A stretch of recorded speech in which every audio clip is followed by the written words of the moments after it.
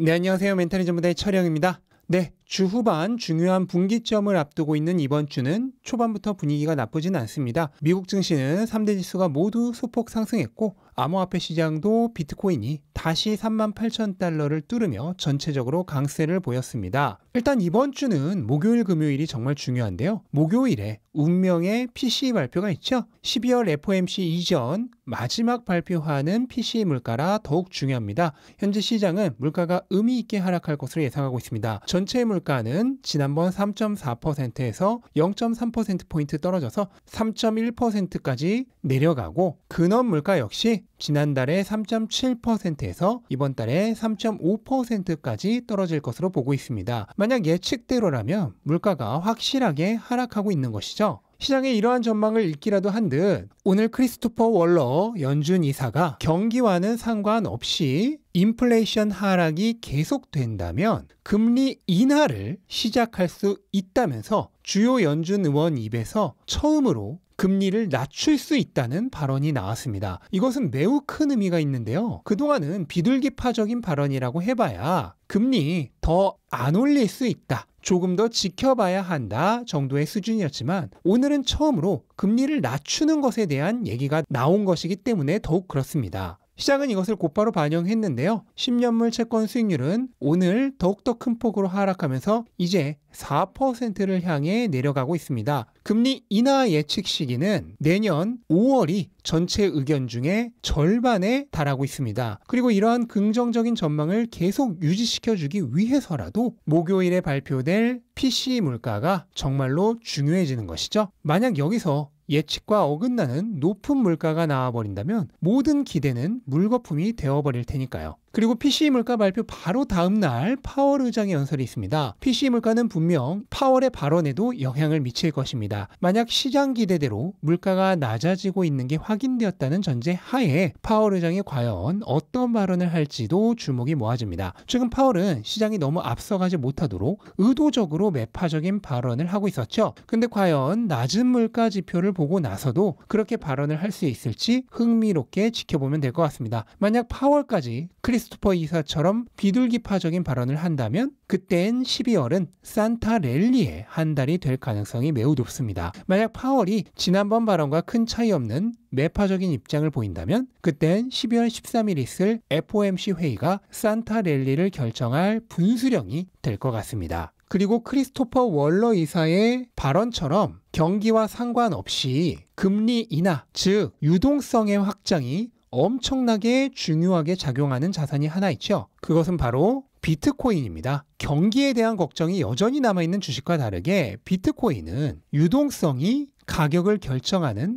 훨씬 중요한 요소가 됩니다. 그러다 보니 오늘 시장의 분위기는 비트코인에게서 매우 유리하게 작용하게 되었고 결과적으로 장중에 또다시 38,000달러를 돌파하는 현상이 발생했습니다. 이후 저항선에 대기하고 있는 매도 세력에 밀려 다시 내려오기도 하면서 영상을 만들고 있는 지금까지도 피 터지는 싸움을 벌이고 있는데요. 저는 지금의 비트코인 가격 상황이 마치 터지기 일보 직전에 시한폭탄 같다는 생각을 하고 있습니다. 비트코인의 현재 가격 모양은 완전한 상승 삼각형의 형태를 갖춰가고 있습니다. 그리고 이 상승 삼각형 모양은 위의 저항선에 부딪힐 때마다 조금씩 매도 세력을 갉아먹습니다. 이것은 마치 문을 몸통 박치기로 부수는 장면을 연상하시면 됩니다. 문을 부수기 위해 힘껏 달려들어서 부딪힙니다. 하지만 바로 부서지지 않죠. 그럼 뒤로 물러났다가 다시 달려와서 부딪힙니다. 문이 흔들거리죠. 하지만 부서지진 않습니다. 그럼 다시 뒤로 살짝 물러났다가 다시 부딪힙니다. 이제 문은 덜렁덜렁 됩니다. 하지만 아직도 붙어 있습니다.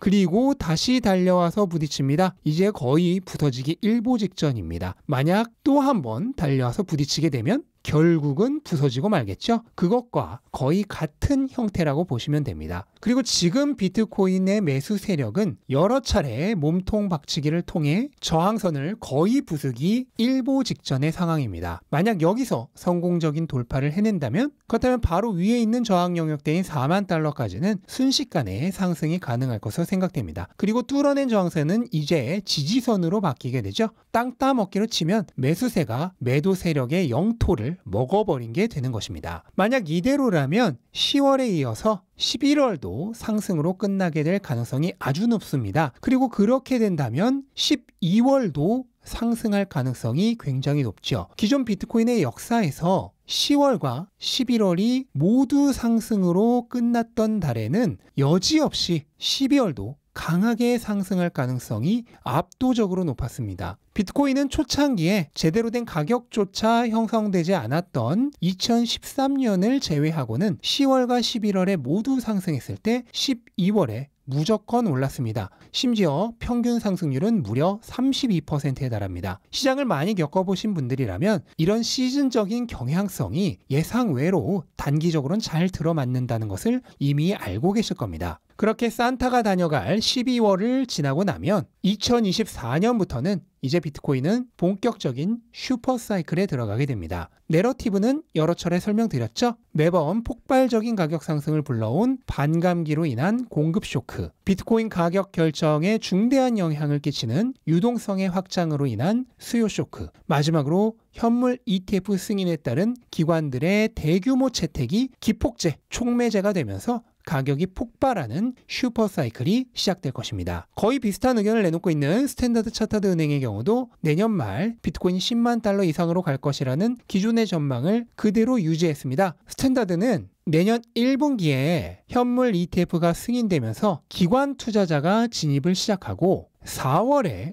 반감기를 맞으며 또 한 번의 상승 기반을 다진 뒤 연말에는 10만 달러 이상으로 오를 것이라고 예상을 하고 있습니다. 당연한 얘기겠지만 사이클은 2025년까지 지속되기 때문에 이 10만 달러조차도 거쳐가는 가격에 불과합니다. 이러한 슈퍼사이클에 대한 전반적인 개념을 총정리하여 비트코인 슈퍼사이클이란 타이틀로 책 집필을 어제 마무리했습니다. 제가 너무 기쁜 마음에 게시판에는 빠르게 소식을 전해드렸는데요. 책은 내년 1월 초에 나올 것 같습니다. 그동안 비트코인과 슈퍼사이클에 대해 궁금증을 가지셨던 분들에게 꼭 필요한 인사이트를 드리는 한편 역사적인 투자의 기회를 놓치지 않으시길 바라는 마음으로 집필에 임했습니다. 자세한 공지는 책 발간 시기가 다가오면 다시 말씀드리겠고요. 만약 책이 나오기 전까지 기다리시기가 힘든 분이라면 하단 고정 댓글 확인하시고 비트코인 슈퍼사이클 강의를 먼저 접해보시길 추천드립니다.